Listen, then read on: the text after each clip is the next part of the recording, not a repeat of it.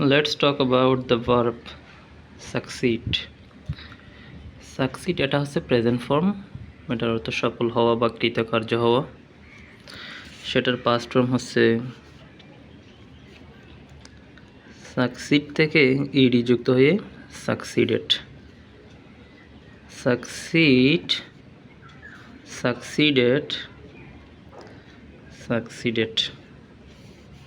আমি সফল হই আই সাকসিড, তুমি সফল হই ইউ সাকসিড, সে সফল হই হি সাকসিডস।